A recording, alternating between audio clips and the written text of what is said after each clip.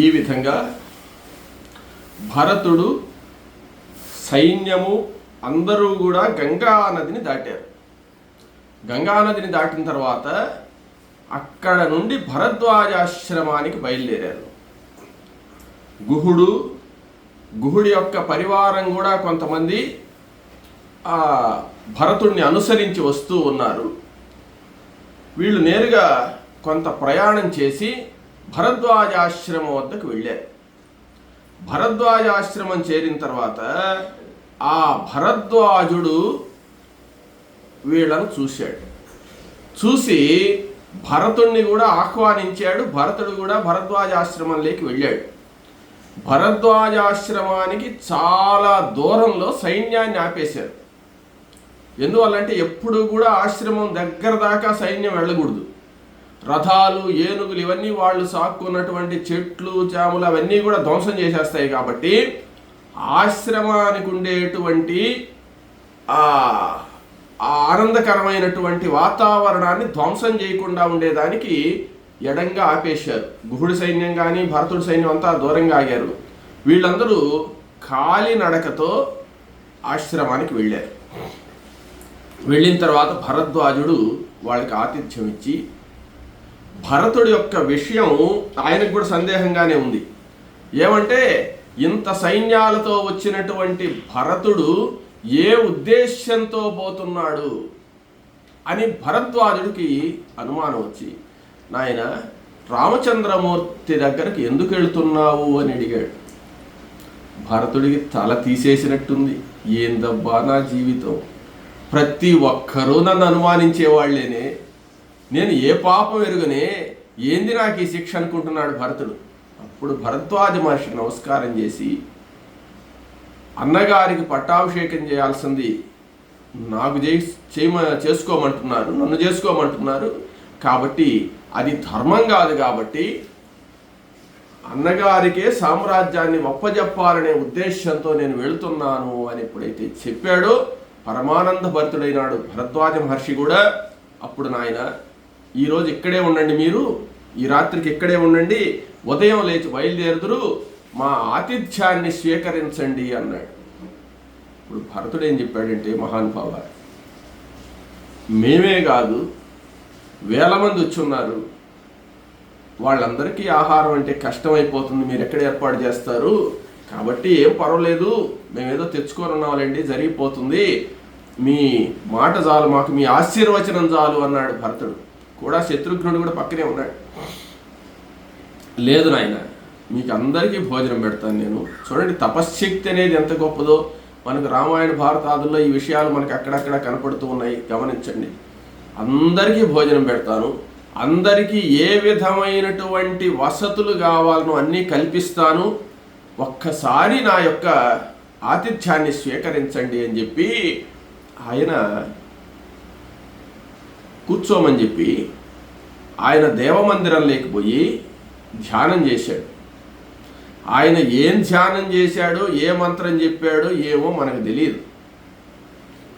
అక్కడ మొత్తం శిబిరాలు ఏర్పడిపోయినాయి.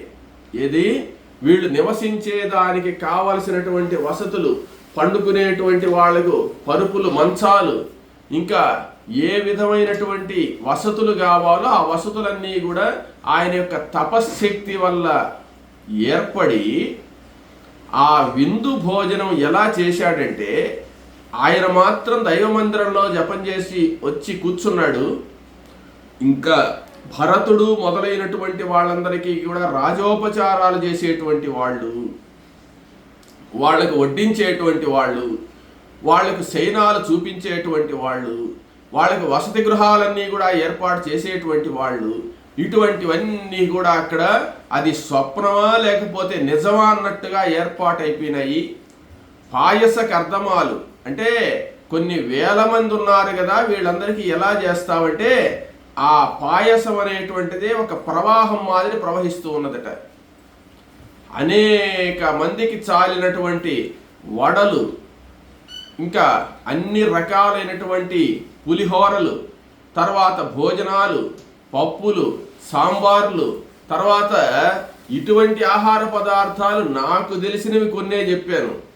ఇంకా రాజోపచారాల్లో ఎన్నో ఉన్నాయి వాళ్ళు తినేటువంటి పదార్థాలు. అవన్నీ కూడా తీసుకుని వచ్చి ఎవ్వరూ ఏమీ చేసుకోవాల్సినటువంటి అవసరం లే, అందరికి వడ్డించే వాళ్ళు కూడా సిద్ధమైపోయినారు. బ్రహ్మాండంగా భోజనాలన్నీ జరిగాయి. అంటే ఎడంగా ఉండేటువంటి ఆ సైన్యానికి అంతా కూడా అక్కడే ఏర్పాట్లు జరిగిపోయినాయి. దగ్గరగా ఉండేటువంటి భరతాదులకు ఇక్కడ ఏర్పాట్లు జరిగాయి. ఎక్కడ ఉండేటువంటి వాళ్ళకి అక్కడ అన్ని విధాల సదుపాయాలు జరగడమే కాకుండా వాళ్లకు చందన తాంబూలాదులు ఇవ్వడమే కాకుండా వాళ్ళకి ఇంకా ఏమైనా మత్తు పదార్థాలు, మధువు తాగే వాళ్ళకి మధువులతో కూడా మొత్తం వచ్చేసి వాళ్ళు ఏ విధమైన ఆహారం తింటారో ఆ విధమైనటువంటి ఆహార పదార్థాలన్నీ కూడా వాళ్లకు లభించాయి. ఎవరు పెడుతున్నారు, ఎవరు తింటున్నారంటే ఎక్కడ పట్టిన ఆహారాలే, ఎక్కడ పట్టిన అంగళ్ళే, ఎక్కడ పట్టిన అది భరద్వాజ ఆశ్రమమా లేకపోతే అయోధ్య నగరమా అనేది అర్థం కావడంలో వాళ్ళకు. ఆ రాత్రి మొత్తం అటువంటి ఏర్పాట్లు జరిగితే భరతుడే ఆశ్చర్యపోయినాడు. ఇంకా రాణివాసంలో ఉండే అంతఃపుర కాంతులు ఎంతమంది వచ్చి ఉన్నారు, దశరథ మహారాజు భార్యలందరూ వచ్చి ఉన్నారు. వాళ్ళందరికీ తగిన ఏర్పాట్లు చేయాలంటే అక్కడ వసతులు ఏమున్నాయి, ఆ వసతులన్నీ కల్పించాడు అనమాట తన తపశ్శక్తి చేత. అందుకనే ఏదైనా గొప్ప సంతర్పణ కానీ చేస్తే ఓర్నాయని ఇది భరద్వాజ ఆతిథ్యం అంటారనమాట. భరద్వాజ ఆతిథ్యం అంటే ఇంత గొప్పగా ఉంటుందని. అట్లా ఇప్పటి వరకు నభూతో నభవిష్యతి, ఎవరు ఆ విధంగా చేసినటువంటి వాళ్ళు లేదు. అటువంటి విందు భోజనాన్ని ఏర్పాటు చేసేట భరద్వాజ మహర్షి. భరతుడు చాలా సంతోషపడ్డాడు. అంటే ఎందుకు విందు భోజనాన్ని భరతుడికి ఏర్పాటు చేశాడు ఆయన? రాముణ్ణి పంపించినట్టే భరతుడిని కూడా పంపించేయచ్చు కదా. రాముడికి ఏదో పండ్లు పొలాలు ఆయన తినడు కాబట్టి అవి ఇచ్చి పంపించాడు. ఇక్కడ వీళ్ళు తింటారు కాబట్టి అన్ని విధాలైనటువంటి పాయసక సంబంధమైనటువంటి అన్ని రకాల పాయసక అర్థం అంటే పాయసం అసలు ఒక ప్రవాహం మాదిరి ప్రవహిస్తున్నాడు. తాగినోళ్ళు తాగినంత, తిన్నోళ్ళు తిన్నంత, కొండలు అన్నపు రాసులు, వడలు, కొండలు, జిలేబీలు, జాంగ్రీలు, ఇంకా రకరకాలు ఏ పదార్థాలైనా ఉన్నాయి. ఏది కావాలన్నా ఉంది, అక్కడ లేదు అనే సమస్య లేదు. ఎన్ని రకాల పండ్లు, అన్ని రకాలు దొరికాయి అన్నమాట. ఇది ఎందుకు చేశాడు భరద్వాజ మహర్షి అంటే, భరతుడు కానీ సంతోషపడితే రాముడికి చాలా ఆనందం. ఆ విషయం భరద్వాజ మహర్షికి తెలుసు. అందుకనే అరణ్య పర్వం లేకపోయినప్పుడు చెప్తాను నేను, జింక తీసుకురావడానికి కూడా ఆ మాయా మృగాన్ని రాములు వారు సీతాదేవి చెప్తే పోలేదు. మాయామృగం అవేముందిలే జింక అని చెప్పి అన్నాడు. కానీ ఇట్ట మాయతో ఉండేటువంటి రంగులుగా ఉండేటువంటిది ఇటువంటి జింకను కానీ ప్రాణంతో కానీ పట్టుకోపోతే భరతస్యార్య పుత్రస్య శ్వశ్రూణాం మమ చ ప్రభో మృగ రూపమిదం వ్యక్తం విస్మయం జనయిష్యతి అని సీతాదేవి చెప్పింది. భరతుడు చాలా సంతోషపడతాడని చెప్పింది. భరతుడు సంతోషపడతాడన్నప్పుడే ధనుర్బాణాలు తీసుకొని బయలుదేరాడు. సీత పడుతుందన్నప్పుడు దేలా ఆయన జింకను, భరతుడు సంతోషపడతాడంటేనే తెచ్చాడు. అంటే భరతుడు అంత గొప్పవాడు.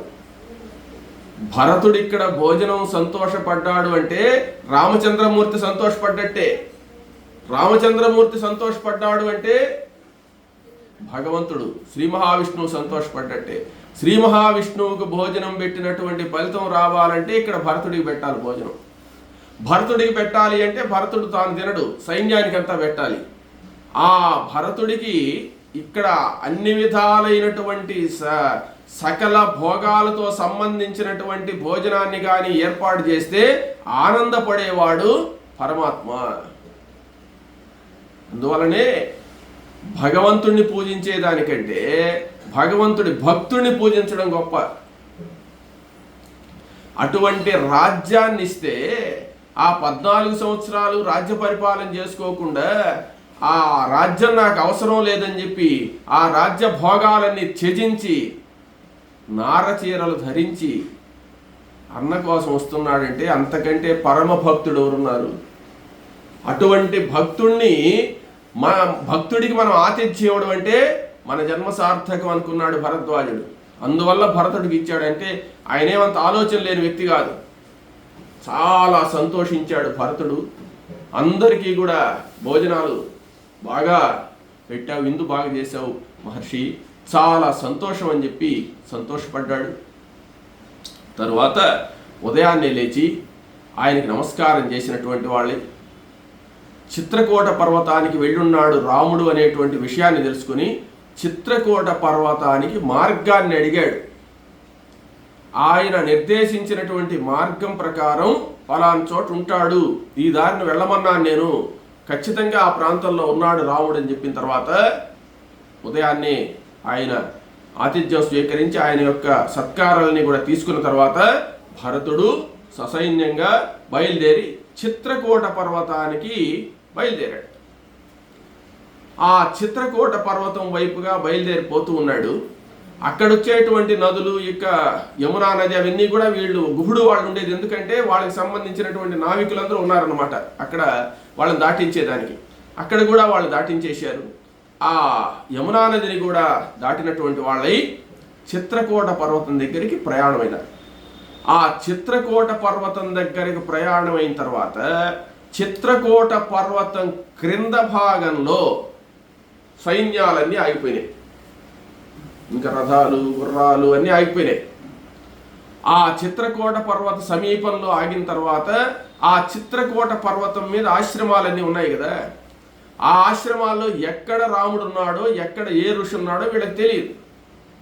కాబట్టి చిత్రకూట పర్వతంలో ఉండేటువంటి ఆశ్రమానికి చేరాలనే ఉద్దేశంతో ఇక వీళ్ళు కాలినడకన వెళ్ళాలి కదా. కాలినడకన వెళ్ళేటువంటి వాళ్ళు పర్వత ప్రాంతాల్లో ప్రయాణం చేస్తుంటే మనకు అర్థమవుతుంది. అందరూ ఒకే దారి డొంక ఏం ఉండవు అక్కడ. ఎవరికి పడ్డట్టు వాళ్ళు ఎత్తుక్కుంటూ పోవడంలో వశిష్ఠ మహర్షితో భరతుడు ఏం చెప్పాడంటే, గురువర్య మీరు దగ్గరుండి మా తల్లులను తీసుకురండి అన్నాడు. అంటే వాళ్ళు ఆ దారులంతా నడిపించుకుంటూ ఆయన రావాలన్నమాట. వశిష్ఠ మహర్షిని ఎందుకు పెట్టాడంటే, ఈ ఘోరారణ్యాల్లో ఏదైనా ఇబ్బందులు జరిగినా జాగ్రత్తగా చూసుకునేటువంటి శక్తి, తపశ్శక్తి కలిగినటువంటి ఆయన తపశ్శక్తితో ముందు వీళ్ళని కాపాడుకుంటూ రావాలి రామదర్శనానికంటే ముందు. అందువల్ల చాలామంది సైన్యాన్ని అక్కడే ఆగిపోమన్నాడు, రాలేని వాళ్ళందరినీ. ముఖ్యమైన వాళ్ళు మాత్రమే బయలుదేరారు. ముఖ్యమైన వాళ్ళు బయలుదేరుతూ ఈయన ఆ గుహుడు, సుమంత్రుడు, భరతుడు, శత్రుఘ్నుడు బయలుదేరారు. వశిష్ఠుడు, కౌసల్య, సుమిత్ర, కైకేయి బయలుదేరారు. ఇంకా కొంతమంది పౌరులు ఎవరన్నా రాగలిసిన వాళ్ళు, ఓపిక ఉండేవాళ్ళు రాండి అని చెప్పాడు.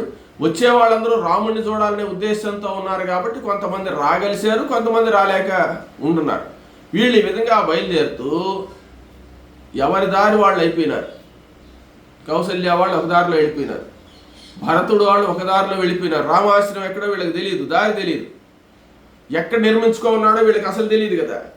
వెతుక్కుంటూ ఎక్కడైనా కనపడుతుందో అని పోతున్నారు.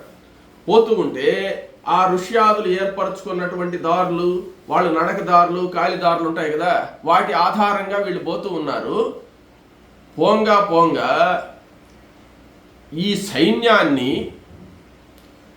దీన్నంతా చూసేటోటికి చిత్రకూటంలో ఉండేటువంటి మృగాలు, అంటే జింకలు, లేళ్ళు, ఏనుగులు ఇవన్నీ ఉంటాయి కదా, ఇవన్నీ చల్లా చెదురైపోయి భయపడి పరిగిస్తున్నాయి అన్నమాట. భయపడి పరిగిస్తుంటే రామాశ్రమం దగ్గర ఈ శబ్దాలు, గందరగోళం అంతా వినపడ్డది, ఈ జంతువులన్నీ పరిగెత్తడం. అప్పుడు రాములు వారు ఏమంటే, నాయన ఏదో ఈ జంతువులన్నీ భయపడి పరిగిస్తున్నాయి, ఏం జరుగుతుందో ఒక్కసారి చూడు అని చెప్పి లక్ష్మణస్వామితో చెప్పాడు. లక్ష్మణస్వామితో చెప్తే లక్ష్మణస్వామి మద్ది చెట్టు మీద ఎక్కాడు. సాలవృక్షం మద్ది చెట్టు చాలా ఎత్తులో ఉంటుంది, చాలా బలంగా ఉంటుంది. ఆ మద్ది చెట్టు పైకి పోయి అక్కడి నుంచి చూశాడు, ఎత్తులో నుంచి, లేకపోతే కనపడవు కదా. ఆ ఎత్తులో నుంచి చూస్తే భరతుడి సైన్యం అంతా చుట్టూ చిత్రకూట పర్వతం అంతా కింద భాగం అంతా ఉంది. ఈ వచ్చేటువంటి వాళ్ళు ఆయన కనపడలే, ఈ అడవిలో చెట్ల కింద వస్తున్నారు వీళ్ళు. కానీ అది భరతుడి యొక్క సైన్యం అనే విషయం ఎట్ట తెలుసుకున్నాడు ఈయన అనంటే, కోవిదార ధ్వజం కనపడుతుంది. ఆ కోవిదార ధ్వజం ఉండేటువంటి రథం వీళ్ళదే కాబట్టి మనదే అంటే భరతుడిదే. కాబట్టి కోవిదార ధ్వజం వచ్చింది, ఈ యొక్క సైన్యం అంతా వచ్చిందంటే భరతుడు వచ్చాడు. నేరుగా గబగబ దిగొచ్చేశాడు. అన్నా ఎంత ద్రోహో చూడు, మన వలన అడవుల్లో కూడా బ్రతకనిచ్చేటట్లేడు భరతుడు, సైన్యాన్నంతా తీసుకువచ్చేశాడు, ఇక మన వలన సంహరించడానికి సిద్ధమైపోయినాడు, కాబట్టి ధనుర్బాణాలు ధరించి భరతుడితో యుద్ధం చేయాలన్నాడు. అప్పుడు రామచంద్రమూర్తి, నాయన భరతుడితో యుద్ధమేందిరా మనం చేసేది, భరతుడు మన వల్ల ఏం చేస్తాడు అంటే, కాదు రాజ్య అహంకారంతో సైన్య సమేతుడై వచ్చాడు అని చెప్తే, సైన్య సమేతుడై దగ్గరకు రాని భరతుడిని ఏం చెప్తాడో విందాం, తర్వాత మాట్లాడదాం. నువ్వు అనుకున్నట్టు భరతుడు అటువంటి వాడు కాదు, భరతుడు నా ప్రాణం నాయనా, భరతుడు ఎప్పుడు నా మీదకి దండయాత్ర చేయుడు అని రాముడు చెప్పాడు. లక్ష్మణస్వామి అన్నాడు, నువ్వు ఈ దృష్టిలో అందరూ మంచోళ్ళేను, అందరూ మంచోళ్ళైతే కైకి చాలా మంచిదంటుంటావే, కైకి నిన్నెందుకు అడవులకు పంపించింది, నీ మీద నిజమైన ప్రేమగాని ఉంటే నిన్ను ఈ అరణ్యవాసానికి పంపిస్తుందా కైక అని చెప్పి అన్నాడు. నాయన కైక విషయము భరతుని విషయము మీకెవరికి అర్థం కాదు, ఏమి ఇబ్బంది జరగదు, నువ్వు ప్రశాంతంగా ఉండు, భరతుణ్ణి రాని అని చెప్పి అన్నాడు. అనిన తర్వాత సరే ఇంకా అన్నమాటకు ఎదురు చెప్పడు కాబట్టి లక్ష్మణుడు బుసలు కొడుతూ కోపంగానే పక్కన నిలబడి ఉన్నాడు. ఇంతలో భరతుడు అదంతా కూడా వెతుక్కుంటూ గుహుడు కొంచెం విషయం తెలిసినవాడు కాబట్టి, ఆ మార్గాలు కొంచెం తెలిసినవాడు కాబట్టి ఆ గుర్తుల ప్రకారం వచ్చాడు. వచ్చేటోటికి రామాశ్రమం కనపడ్డది. ఉటజే రామమాసీనం జటావల్కలధారిణం. రామచంద్రమూర్తి కూర్చోనున్నాడు. ఎక్కడ? ఆశ్రమంలో బయట అరుగు ఒకటి ఉంది, ఆ అరుగు మీద వీరాసనంలో కూర్చోనున్నాడు రామచంద్రమూర్తి. జటావల్కములు ధరించినటువంటి ఆయన సాక్షాత్తు ఈశ్వరుడు మాదిరి ఉన్నాడు రాములు వారు. కూర్చోనుంటే చాలా దూరం నుంచి గమనించాడు భరతుడు. ఆ అడవిలో ఆ చెట్ల మధ్య వచ్చారు వాళ్ళు. వచ్చేటువంటి రాములు వారు ఆశ్రమం కనపడ్డది. రాముణ్ణి గుర్తుపట్టాడు ఆయన. గుర్తుపట్టేసి అదిగో రామచంద్రమూర్తి అని చెప్పి శోక సంతప్త మానసుడు, ఆనందమగ్నుడు, ఒకవైపు ఆనందం ఒకవైపు శోకం తట్టుకోలేని ఆ భరతుడు పరిగెత్తుకుంటూ వచ్చి ఆ రామచంద్రమూర్తిని చూసినటువంటి వాడై నేరుగా రామచంద్రమూర్తి దగ్గరకు పరిగెత్తుకుంటూ వచ్చి రామచంద్రమూర్తి పాదపద్మాల మీద పడిపోయి సాష్టాంగ నమస్కారం చేశాడు. సాష్టాంగ నమస్కారం చేయగానే భరతుడిని గుర్తుపట్టలేకపోయినాడు రాముడు. ఎవరు అని చెప్పి ఒక్కసారి అలా భుజాల మీద చేయి పెట్టి భరతుడిని పైకి లేవదీసి ఆ జడలు ధరించి నారవస్త్రములు ధరించి ఉండేటువంటి ఆ భరతుడిని కాసేపటికి గుర్తుపట్టి, నాయన భర్త ఏంది నాయన ఇలా ఉన్నావు, నువ్వు రాజుగా వస్తావు అనుకున్నానే, ఇలా వచ్చావేందని చెప్పి ఆ భరతుడిని దగ్గరకు తీసుకొని కౌగిలించుకున్నాడు. భరతుడు పెద్దగా ఏడుస్తూ ఇక మాటలే లేవు అన్నా అంటూ ఆ రాముణ్ణి కౌగిలించుకున్నాడు. అప్పుడు ఆయన భరత అంటూ రాముడు దుఃఖిస్తూ ఆ భరతుణ్ణి తన అంకసీమలో తన ఒళ్ళో కూర్చోబెట్టుకున్నట్ట. ఒళ్ళో కూర్చోబెట్టుకొని తల నిమురుతూ, ఆయన భరత ఏంది నాయన ఇలా ఉన్నావు, నాన్నగారు బాగున్నారా, దశరథ మహారాజు ఉండేటప్పుడు నువ్వు ఇలా అరణ్యవాసానికి ఇలా జటావల్కములు ధరించి రాకూడదు కదా, ఇలా ఎందుకు వచ్చావు నువ్వు, అసలు ఏమిటి, తండ్రి గారు ఎలా ఉన్నారు, అమ్మ ఎలా ఉంది, ఈ విషయాలన్నీ నువ్వు నాకు చెప్పడానికి వచ్చావా, ఎందుకు వచ్చావు నువ్వు, నేను ఇలా వచ్చినప్పుడు నువ్వు అయోధ్యలో లేవు కదా, అయోధ్యకు వచ్చి రాజ్య పరిపాలన చేయాల్సినటువంటి నీవు ఈ విధంగా ఎందుకు వచ్చావు, తండ్రి ఆజ్ఞను జవదాటి వచ్చావా ఏమిటని చెప్పి అన్నాడు. అని ప్రజలు బాగున్నారు కదా, పరిపాలన బాగుంది కదా, అందరూ క్షేమంగా ఉన్నారు కదా, తల్లులందరూ క్షేమంగా ఉన్నారు కదా, భృత్యులందరికీ సమయానికి జీతాలు ఇస్తున్నావు కదా అని భరతుణ్ణి ఏమీ మాట్లాడనీయకుండా రాజధర్మాలని చెప్పేశాడు రామచంద్రమూర్తి. అప్పుడు భరతుడు శోక సంతప్త మానసుడై ఆ అన్నకు నమస్కరించి, అన్న అందరూ బాగున్నారు, కానీ అయోధ్య నగరం యొక్క అదృష్టమే బాగలేదు. తండ్రి గారు మరణించారు. నేను కేకయ రాజ్యాన్ని నుంచి వచ్చే లోపలే నీవు లేనటువంటి దుఃఖంతో, పుత్రశోకంతో తండ్రి మరణించాడు. అయోధ్య నగరం కళా విహీనమైపోయింది. తండ్రి గారికి దహన సంస్కారాలు చేసి, ఇక అయోధ్యను పరిపాలించాలంటే ఎవ్వరూ లేరు నీవు తప్ప. నీవు అయోధ్యకు వచ్చి రాజ్య పరిపాలన చెయ్యాలి, లేకపోతే అయోధ్య నగరమే లేదు ఇంకా అని చెప్తున్నాడు. ఎప్పుడైతే తండ్రి మరణించాడు అనేటువంటి వార్త విన్నాడో రామచంద్రమూర్తి విలవిలలాడిపోయినాడు. విలవిల్లాడి అమితమైనటువంటి ఇష్టం దశరథ మహారాజు అంటే రాముల వారికి. ఎప్పుడూ కూడా పెద్ద కుమారుడికి తండ్రి మీద ఉంటుంది, తండ్రికి పెద్ద కుమారుడి మీద ప్రేమ ఉంటుంది, అది సహజం. అప్పుడు తండ్రి మరణించాడనేటువంటి ఆ వార్తను విని తట్టుకోలేక విలవిల్లాడి దుఃఖించినటువంటి వాడి రామచంద్రమూర్తి భరత ఇంత దుర్వార్త వినాల్సి వచ్చింది నాయన. తండ్రి గారికి దహన సంస్కారాలు చేసి అదృష్టవంతుడు నువ్వు. నేను ఆయన గర్భవాసంలో పుట్టి తండ్రికి సంస్కారం చేసే దానికి కూడా అదృష్టం లేకుండా పోయింది నాకు. ఎంత పాపాత్ముడి నేను అని చెప్పి ఆ రామచంద్రమూర్తి తనను తాను దూషించుకుంటూ, ఆ తండ్రిని స్మరించుకుంటూ, తండ్రికి ముందు జలాంజలి ఇవ్వాలి, తండ్రికి పిండ ప్రదానం చేయాలి, బయలుదేరిన ఆయన ముందు ఆ కార్యక్రమం చేయాలని చెప్పి వెంటనే ఆ రామచంద్రమూర్తి, భరతుడు, గుహుడు, సుమంత్రుడు, లక్ష్మణస్వామి, సీత వీళ్ళందరూ కూడా కలిసి బాధపడుతూ మందాకిని నది, ఆ చిత్రకూట పర్వతం దగ్గర మందాకిని నది ప్రవహిస్తున్నది. ఆ మందాకిని నది దగ్గరకు వెళ్ళి ఆ మందాకిని నదిలో మంచి రేవు అంటే బురద లేకుండా ఉండేటువంటి రేవు దగ్గరకు వెళ్ళి స్నానం చేసినటువంటి వాడై రామచంద్రమూర్తి ఆయనకు జలాంజలి, తండ్రికి ప్రీతిగా జలాంజలి ఇచ్చి, నేను సమర్పించేటువంటి ఈ నీళ్లు అక్షయమయ్యి మా తండ్రికి చేరుగాక అని చెప్పి సమర్పించినటువంటి వాడై అప్పుడు దర్భలు పరిచి ఇక్కడి నుంచి బయలుదేరేటప్పుడే గారపిండి, తెలగపిండి అంటారు దాన్ని, గార చెట్టు ద్వారా వచ్చినటువంటి తెలగపిండి అనేటువంటి దాన్ని తీసుకెళ్ళి అది ఆహారంగా తింటాడు రాములు వారు. అంటే అది ఎట్లా అంటే మనకు తెలియదు, గార చెట్టు అంటే తెలియదు, తెలగపిండి అంటే మనకు తెలియదు. ఎట్లా అని మనం ఉదాహరణగా చెప్తున్నాను నేను. ఇప్పుడు మనకు ఆర్లవరి గడ్డలని ఉంటాయి చూడండి. ఆర్లవరి గడ్డలు అనేటువంటివి కానీ వాటిని మనం ఏం చేస్తామంటే లోడుకొని వాటిని బాగా ఉడకబెట్టి వాటిని కానీ నలిపితే పిండి అయిపోతాయి అన్నమాట. దాన్ని తింటే బాగుంటుంది. అట్లా గార చెట్టు నుంచి వచ్చినటువంటి గడ్డలు, కొమ్మలు, ఈ యొక్క కాయలు ఇవన్నీ కూడా పిండిగా చేసుకొని ఆహారంగా తీసుకుంటారు. అది పౌష్టికాహారమే. ఋష్యాదులందరూ అలా తింటుంటారు.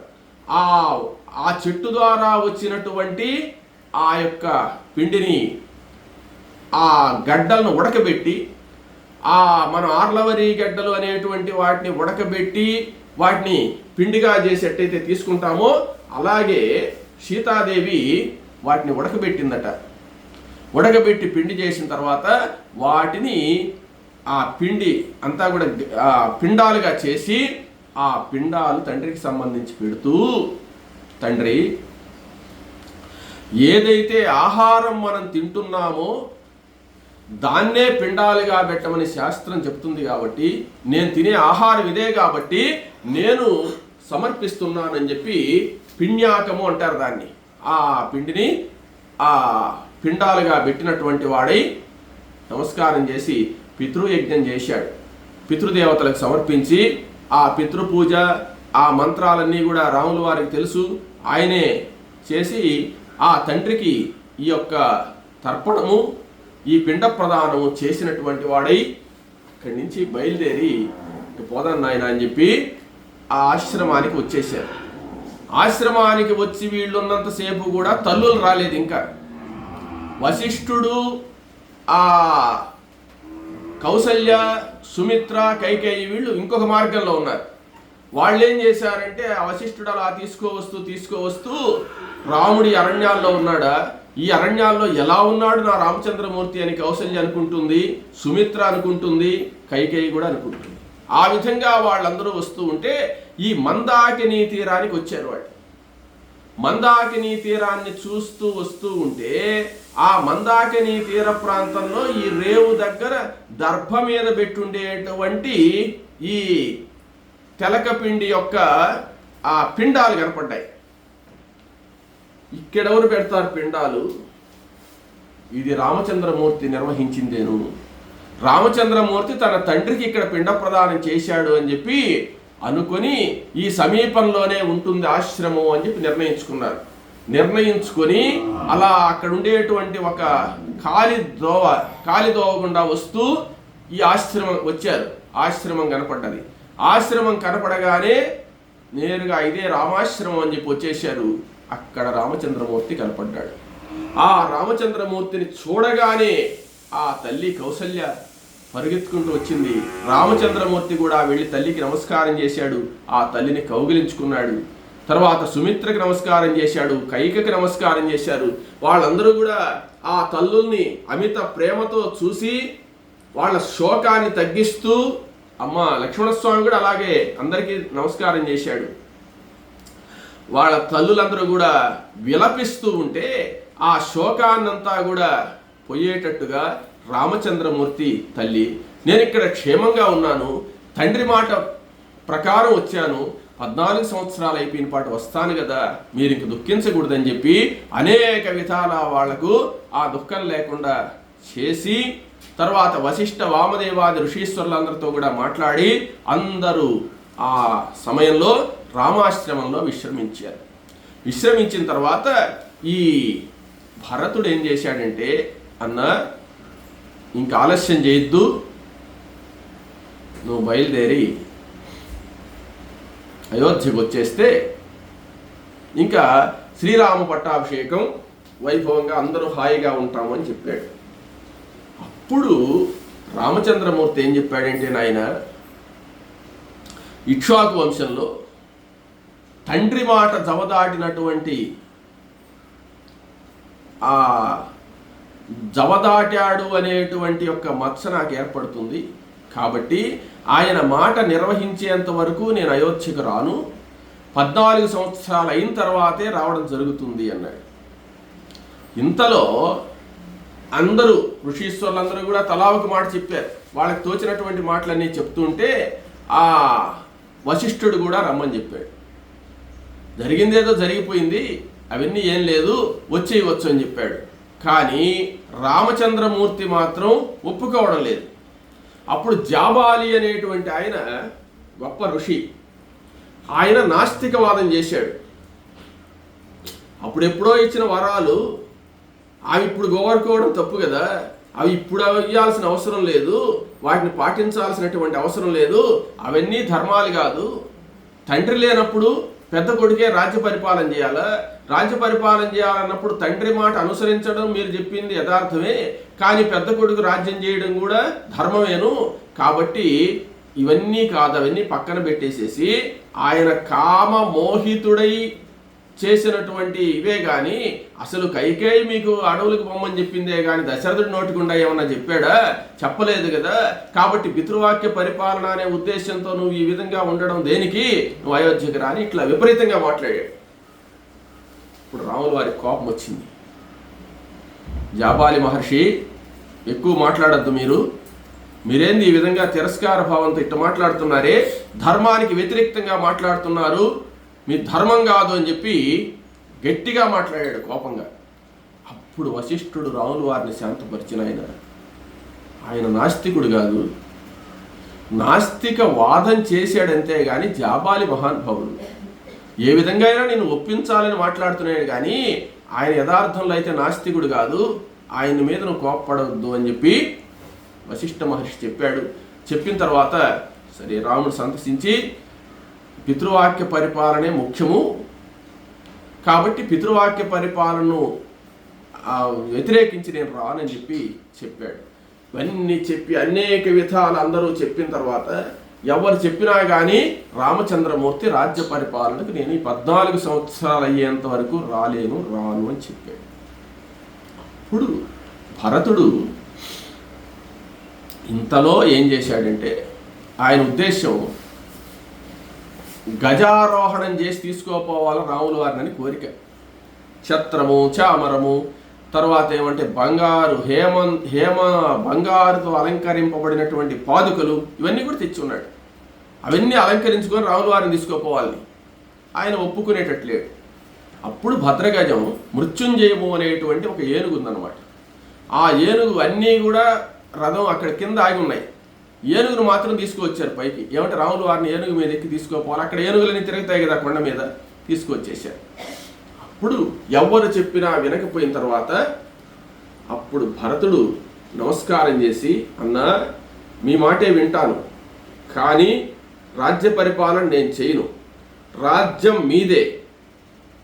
మీరు ఈ బంగారు పాదుకల మీద, హేమభూషితమైనటువంటి ఈ బంగారు పాదుకల మీద, అంటే బంగారముతో మామూలు కొయ్యతో చేసిన పాదుకలేవి, వాటిని బంగారంతో అలంకరించుందన్నమాట. అలంకరించినటువంటి ఈ పాదుకల మీద మీరు మీ పాదాలు పెట్టండి. మీ పాదాలు పెడితే మీ పాద స్పర్శ జరిగినటువంటి ఈ పాదుకలను నేను తీసుకెళ్ళి మీ పాదుకలే రాజ్య పరిపాలన చేసినట్టుగా మీ యొక్క అనుగ్రహంతో, మీ ఆజ్ఞతో, మీ పేరుతో నేను రాజ్య పరిపాలన చేస్తుంటాను. 14 సంవత్సరాలు అయిన తర్వాత నేను 14 సంవత్సరాలు ఇదే విధమైనటువంటి దీక్షతో జటావల్కములు ధరించి నేను దీక్షగా ఉండి 14 సంవత్సరాలు మీ పేరుతో, మీ పాదుకల పేరుతో నేను పరిపాలన చేస్తాను. 14 సంవత్సరాలైన పక్క రోజు మీరు కానీ నా దగ్గరికి రాకపోతే నేను అగ్ని ప్రవేశం చేసి నా శరీరం వదిలేస్తాను. కాబట్టి మీరు తండ్రి మాట ప్రకారం 14 సంవత్సరాలు అన్నారు కాబట్టి ఈ 14 సంవత్సరాలు నేను పరిపాలన చేస్తాను. అయితే అయోధ్యానగరంలో ఉండి పరిపాలన చేయను. అయోధ్యానగరం బయట ఉంటూ, నగరంలో కూడా ఉండకుండా బయట ఉంటూ నేను పరిపాలన సాగించి రాజ్యాన్ని సంరక్షించి పెడతాను. మీ పేరు మీద మీ పాదుకలే రాజ్యాన్ని పరిపాలిస్తాయి 14 సంవత్సరాలు అని చెప్పిన తర్వాత సరే ఒప్పుకున్నాడు. ఇంకా అప్పుడు ఆ పాదుకలు ఆయన ముందు ఉంచారు. ఆ రాములు వారు ఆ పాదుకలు తొడుక్కొని మరలా తీసి ఇచ్చాడు. అప్పుడు భరతుడు ఆ పాదుకలకు నమస్కారం చేసి ఆ పాదుకలు తీసుకొని ఆ పాదులకు ప్రదక్షిణం చేసినటువంటి వాడి, అక్కడ మృత్యుంజయం అనేటువంటి భద్రగజం వచ్చింది కదా, మొట్టమొదట పట్టాభిషేకం అవ్వగానే ఆ గజాన్ని ఎక్కాలి. కాబట్టి రామ పాదుకలను ఆ గజం మీద మొట్టమొదట పెట్టినటువంటి వాళ్ళై అయిన తర్వాత ఆ దర్శనాన్ని చేసుకొని తర్వాత ఆ పాదుకలను భరతుడు శిరస్సు మీద ధరించి అక్కడ రామచంద్రమూర్తికి ప్రదక్షిణం చేసి నమస్కారం చేసి అందరూ కూడా రాముల వారి దగ్గర సెలవు తీసుకున్నటువంటి వాళ్ళై